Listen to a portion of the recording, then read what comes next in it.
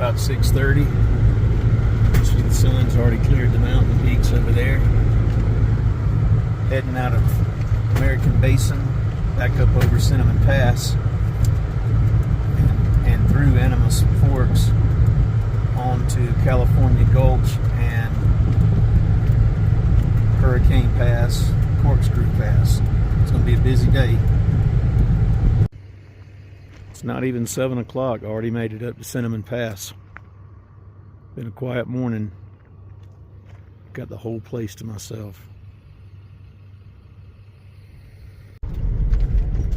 So to give you some perspective, you go right down this shelf road and around that corner, and in that valley is where Animas Forks is, the town.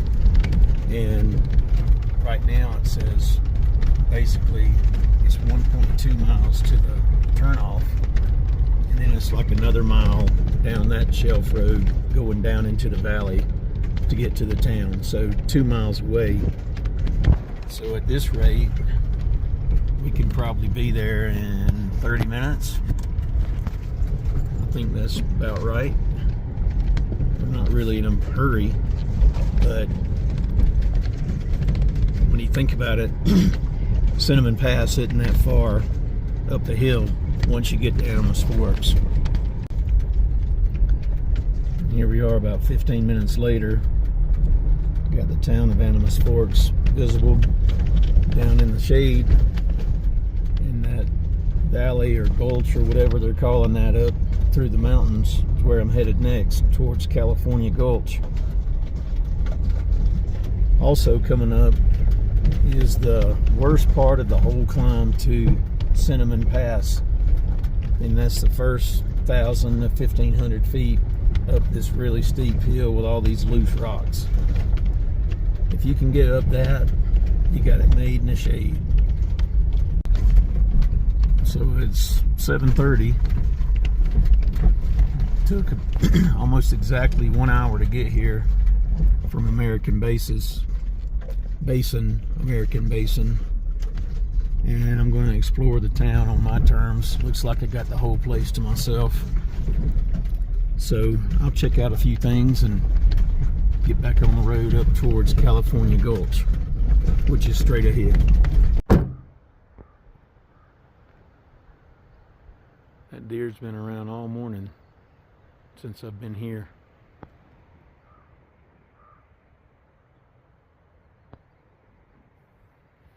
So Animas Forks was founded in 1875 with maximum population of 114, and they've got a jail. That kind of lets me know what kind of people were here. And you wonder sometimes people back in the day were better people than they are now. I'd venture to say that I kind of knew what these people were up to. I bet some of the men were drunks, some of the men were gamblers, some of the men were running around on their wives. There were some people who were begging God for forgiveness, trying to live a moral life in accordance with God's word. Kind of know that.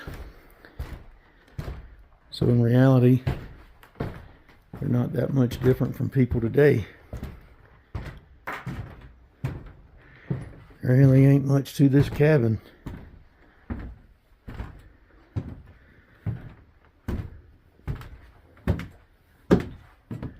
Man, are people shorter than now? I mean, this doorway is like 5'8".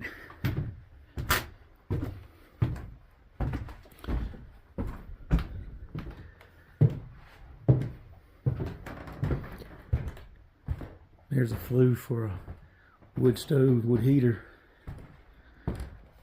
That was the only source of heat in this place. Can imagine how cold it got.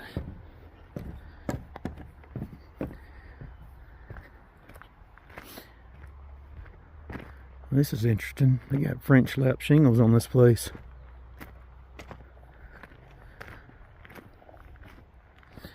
Let's see what it looks like.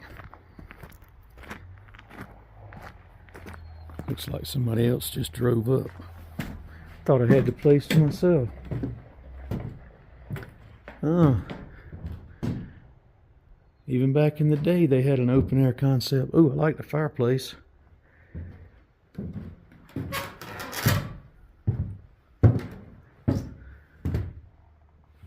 rooms aren't very well defined, like we would think about today's terms.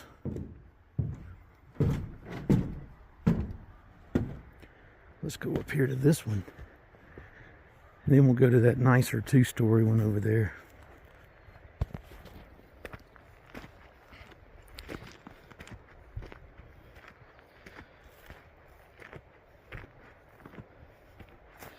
Elevation 11,000 and something.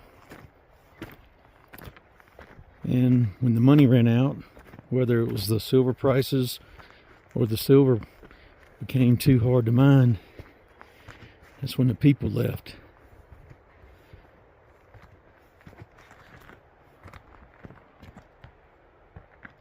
Huh. Don't vandalize the place. That's the summary. Wow, these folks had a view. I think that kind of shows that even 150 years ago, people enjoyed a good view. Just like today. They may not know why, but they want to understand why is some places so beautiful.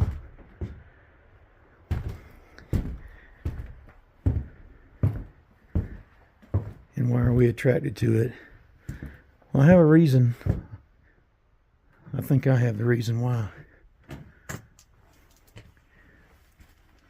See, God made a beautiful world for us to enjoy, along for himself to enjoy. Ha! Huh. There's the old outhouse. Wonder who cleaned that.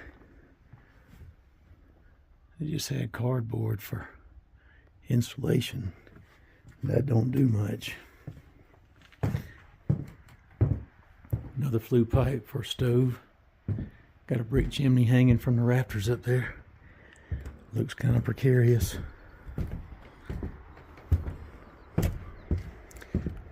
But I think that a lot of times people want to associate beauty with nature. And real understanding is that it's part of God, and we're attracted to it because naturally we want a connection with God. And coming out here seems like you can never get enough of it, and that's because ultimately this doesn't satisfy. It's part of God's majesty and God's character. But unless you have a relationship with God, this will never satisfy. You can't get enough of this. It's cool and it's amazing, but you can't ever get enough. And really our interests and thoughts ought to be toward God, because ultimately that's where life satisfaction comes from. Huh. There's another flue pipe. This one's in better shape. Must be on this side. Yep. That's where they ran the pipe out.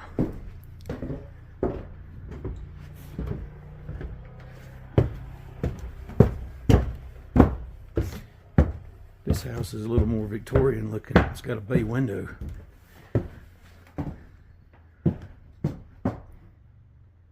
Wonder how old these window panes are.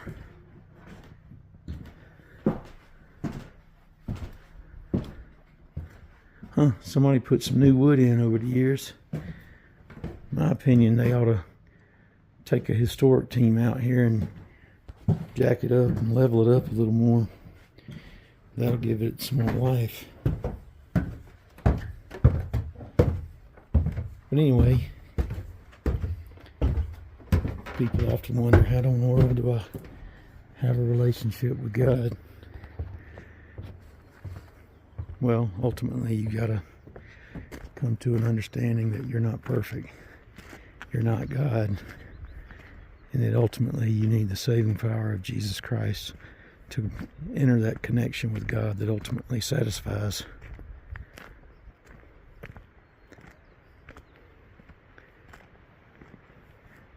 So here's a little piece of history. They enjoy beauty just like we do.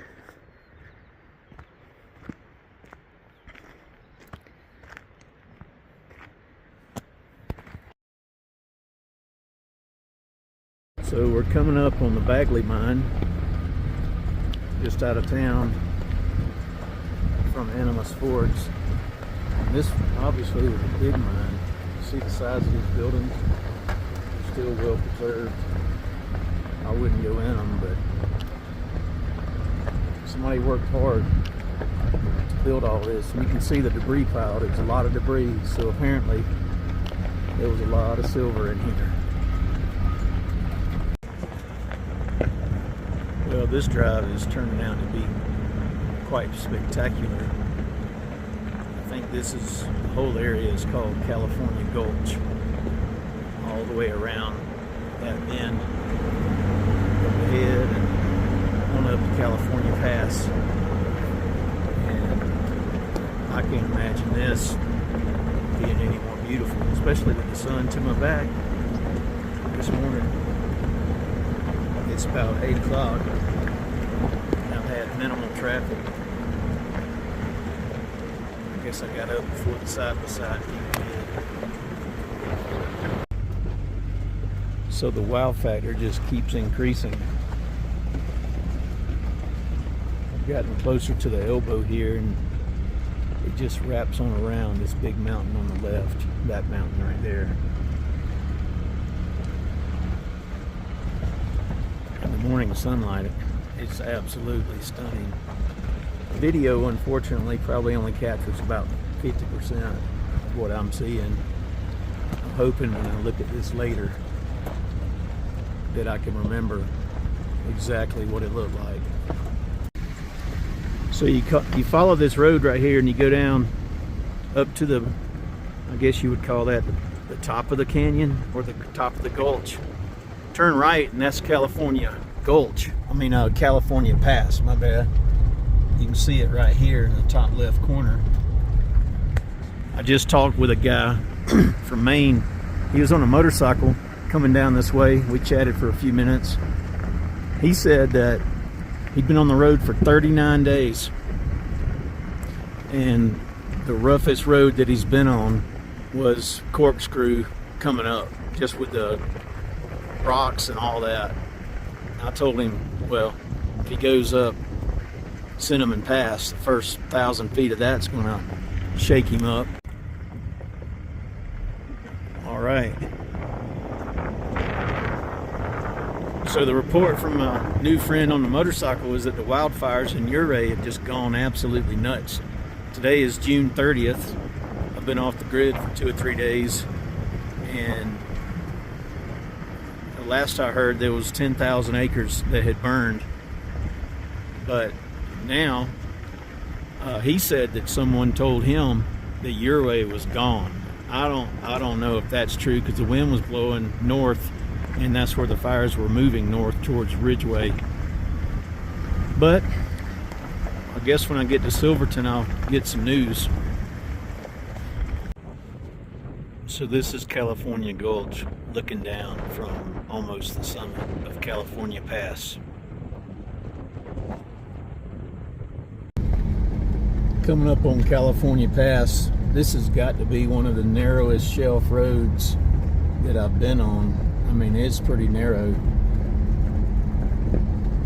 but thankfully it's pretty short, maybe 1,000 feet or so. So I'll get up here and do the obligatory photo shoot and then head toward, I think the next one's Hurricane Pass. Got to look at the GPS. Oh wow, and you can see the smoke from Ouray. Those fires are still going.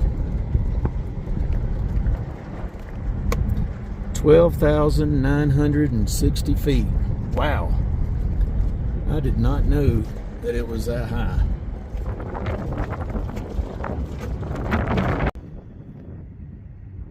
So out towards the north, you can see the smoke from the Ouray fire. I think that's called the Gold Mountain fire.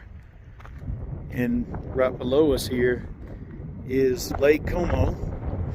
Some people dare to take an icy swim in that. I actually saw a video of a guy who did that maybe 5 days ago. I camped right down there in those trees at the mouth of Poughkeepsie Gulch. I think that was 2 nights ago, and made my way up Engineer Mountain over on the backside of here. And to give you some context, this is California Gulch down below. That's Engineer Mountain and Cinnamon Mountain over that way behind here. And I went up and over that, camped in American Basin, went back to Animas Forks, came up California Gulch to where I am now. Now I think I'm headed up that road to Hurricane Pass. It's about 9:15. Been on the road now almost 3 hours up here at Hurricane Pass. Lo and behold, Tesla dude, ran into him. Turns out he used to be a teacher down at Fort Rucker in South Alabama near Ozark. Pretty friendly guy. He said the corkscrew was no joke. I guess we're gonna find out. All right, so you see where there's a couple of intersections down there. It looks like there's one road that goes up that red mountain, and there's one that comes down here and follows up this gulch. Maybe that's got to be a dead end because there's nothing up there. And then there's one that goes down through this valley. Not sure which one I'm taking yet. About to find out though. So I ended up not going up Corkscrew Gulch back to Highway 550 for 2 reasons. Had 2 people telling me that it was pretty rocky and steep, 21 degrees, and they were kind of scared. But the main reason for me though is if I get back to Highway 550, I'll have to air up my tires, and I don't want to do that just to turn around and air them back down to get back to Cinnamon Pass and over to Lake City. So I decided against that. So right now I'm headed back to Silverton. It is 11,500 feet where we are now, 9.1 miles. I took a little side road here. It basically ended up in the same place. This looks like a huge water bladder. I'm wondering what this is. It's like three big water bladders. I'm gonna ask somebody when I get to town. But the roads turned out to be pretty nice. I am 7.6 miles from town. It says the speed limit's 20. I'm not sure what this is. Looks like compost and different things. Maybe it's a water treatment thing. I don't know. Got something to do with mines or water. And there's a lot of old mining ruins here. The road is like a 4-lane dirt road. So probably gonna scan it on back. Well, it's about 12 o'clock Eastern time, 10 Silverton time. Rolled into Silverton for some breakfast here at the Kendall Mountain Cafe. They're the only place in town where you can get a real man's breakfast. So been rolling about 4 hours, and it has been a phenomenal morning. Looking forward to what's going to happen later today. So it's 12:50 local time. Headed back out of Silverton and had a shower, which makes you feel like a brand new man. Land Cruiser turned over to 358,000 a few miles ago, right when I was heading into town, and people wonder, like, hey, what are you doing driving something that old, 30 years old, with that many miles out there in the frontier?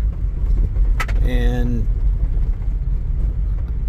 I don't know, maybe it's crazy, but I totally took this thing apart. Everything was removed from the vehicle except for the engine block. I took the head off, put a new head gasket on it, replaced every fuel line, brake line, vacuum line, distributor. I replaced most of the sensors, everything but the knock sensors that are super expensive. They're like $700 or $800 each. Those are original to the engine. I replaced all the brake system, the master cylinder, the booster. I replaced all the coolant lines. I bypassed the back seat heater, removed it. That's just another place for it to leak. I replaced the radiator. I replaced, every seal on the engine. Front main seal, rear main seal. I did a part-time four-wheel drive conversion on it so that you have to manually go out and lock the hubs. I installed the differential switch, which is a differential lock. I put that in here. I replaced the front and rear seal on the transmission, on the transfer case. I replaced the seals and bearings on the rear axle. All new brake rotors, brake master cylinders, pads. I replaced the front axle. I did a full knuckle rebuild with new burr fields that would be compatible with the part-time four-wheel drive system. They came from Australia. I replaced all the seals, wipers, everything on the front axle.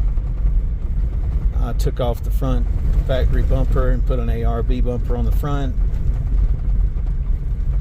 I did not touch the air conditioning system. It still blows cold, so I did not touch it at all. Replaced the water water pump, all pulleys, idler pulleys, and so forth. The fan clutch. I replaced the oil pump and fixed the leak on it. I replaced the power steering pump and the power steering hoses. I replaced the steering dampener on the front. I replaced the springs with Old Man Emu 2162 and 2163 springs. You can look them up. Not really supposed to provide a lift. I replaced it with the shocks with the compatible nitro chargers. I have not replaced any of the suspension bushings. As far as I know, they're all original, and so far they're holding up. Let's see, what else have I done? Fuel pump, in-tank fuel pump, I replaced it.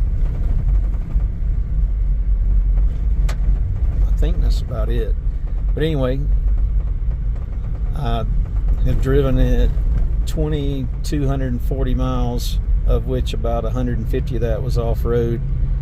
The rest of it was mostly interstate and highway.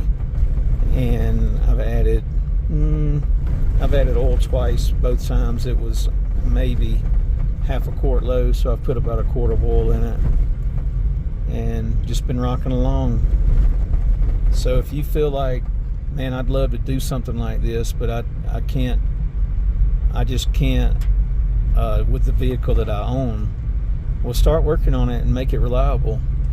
Replace all these parts on it that can break down and leave you stranded. Excuse me. Do that and then hit the road. You know, there's only one way to find out if it's good enough.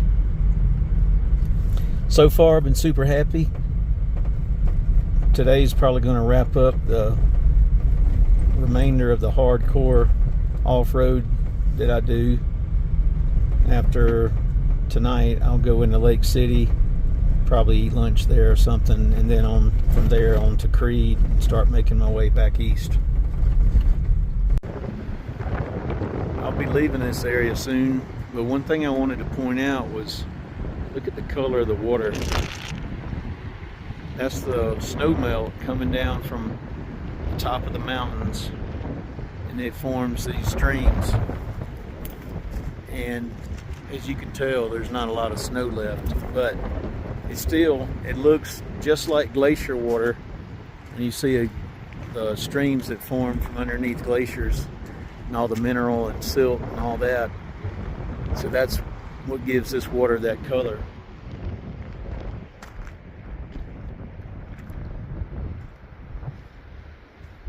I'll be saying goodbye to this area for good, then heading east.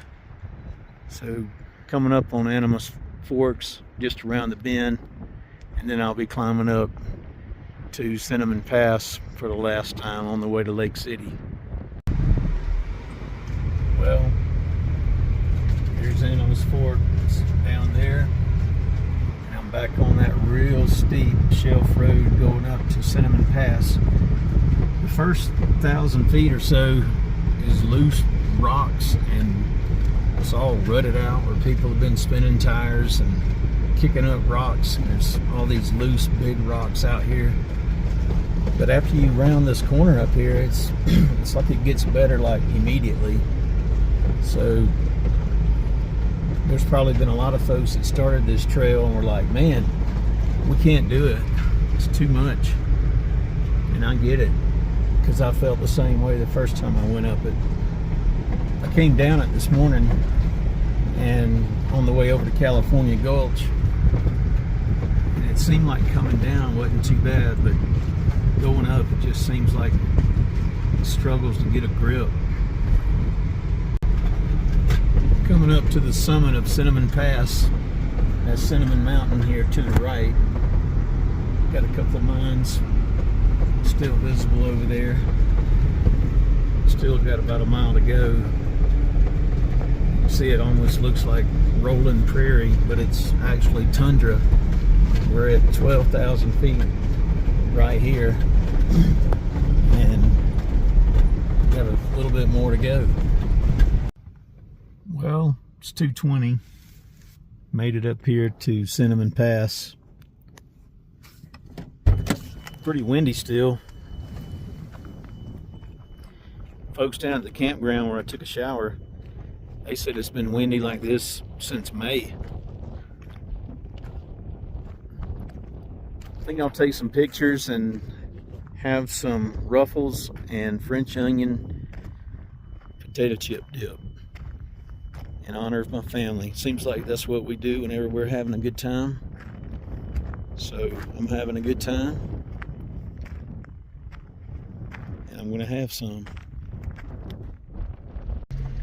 Well, I left here this morning at 6:45, and I'm back at American Basin. I'll be creeping by the entrance, the turnoff that goes up in there here in just a minute, and everything after that's going to be new territory. So couldn't help but video just a little bit more of it. I didn't get the campsite that I wanted, but I still got a good one.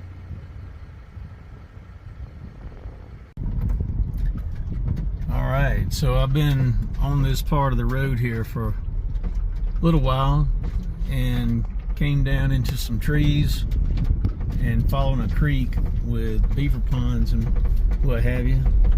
And it's kind of been interesting. It's like a lot of timber. I don't know if this burned and they came and cut it down, or if they harvested the timber, but it's pretty barren right in here. I came across one cabin, looked like it hadn't even been visited in a decade. They had propane tanks out there and all that. So kind of a strange place here as far as that goes. There was a mine back there that had a little shack of a house on it. They had it for sale. I'd be curious to know what they thought this kind of property would be worth if it didn't have all these off-highway vehicles on it, like these side-by-sides running up and down the road all the time. Probably a pretty nice thing to have, but the view is good. But the traffic, man, the side-by-sides, I'm learning they tear the road up. They make a mess out of it.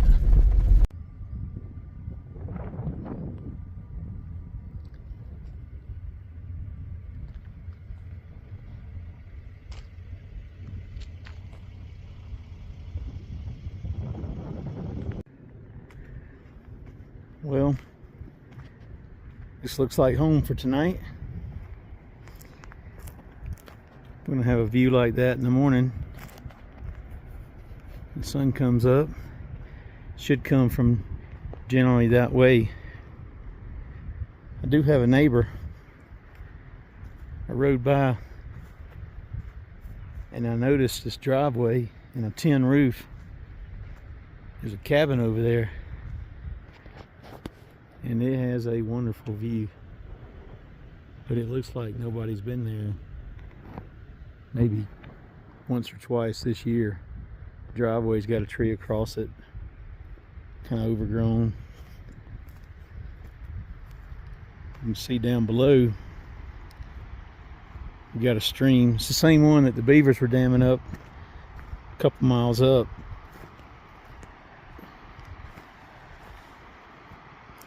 So I'll hear this tonight.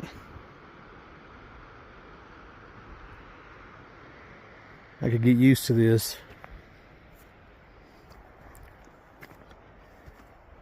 This is a designated campsite. Look at this.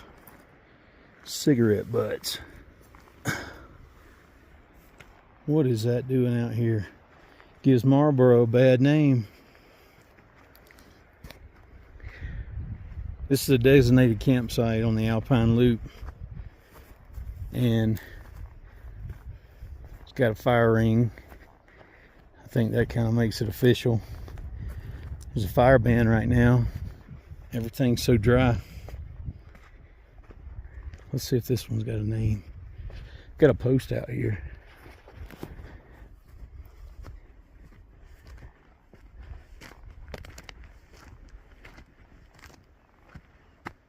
Forestry number 2.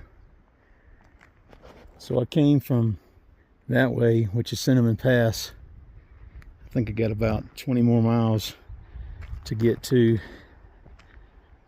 Lake City. I'm gonna go in there tomorrow. Might wash some clothes so my truck doesn't stink so bad on the way home. But starting to head east. The goal is to be in Creed maybe tomorrow evening. Just a few minutes ago down in that meadow, I saw what looked like to be a buck chasing a doe. She had her tail high and waving like a whitetail. And to me though, I don't know what their rut season is around here. It seems like that's not the right time of year, but they were running back and forth all through that field and went and got my binoculars, and then they stopped. So I can't verify that it was a buck, but from here with the naked eye it looked like it was. And with the stream down there, and there was no way to hear anything. It's just kind of interesting, kind of a reminder that there's things going on around you all the time that you won't notice if you're not paying attention.